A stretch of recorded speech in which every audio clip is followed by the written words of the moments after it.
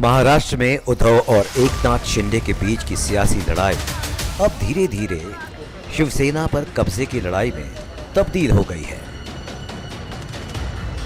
ये लड़ाई अब सिर्फ महाराष्ट्र के सीएम कुर्सी तक सीमित नहीं रही। ये लड़ाई अब बाला साहब की विरासत के उत्तराधिकार की है।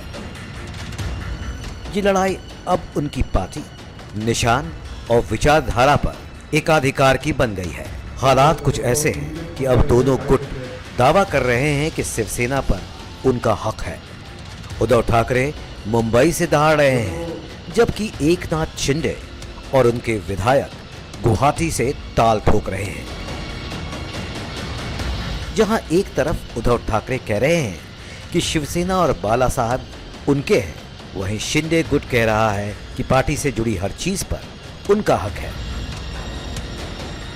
इस सब में एक तथ्य ये भी है कि फिलहाल पार्टी पर शिंदे की पकड़ ज्यादा लग रही है, क्योंकि संख्या बल उद्धव के पास नहीं, शिंदे गुट के पास है। इस राजनीतिक वर्चस्व की जंग में अब बदजुबानी और बेअदबी के साथ साथ हिंसा भी होनी शुरू हो गई है।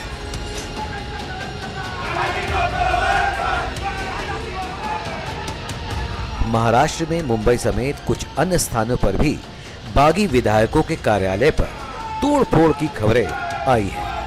वही बात करें बयानों की, तो आज ही मुंबई में शिवसेना की बैठक में उद्धव ठाकरे ने एकनाथ शिंदे पर तीखा हमला बोला। उद्धव ने कहा कि हिम्मत है तो खुद के बाप के नाम पर वोट मांगे, बाला साहब ठाकरे के नाम पर नहीं। महाराष्ट्र की सियासत में ऊंट किस करवट बैठेगा, ये तो देखने वाली बात है, लेकिन महाराष्ट्र की सियासी बगावत विरासत पर कब्जे की जंग में तब्दील हो चुकी है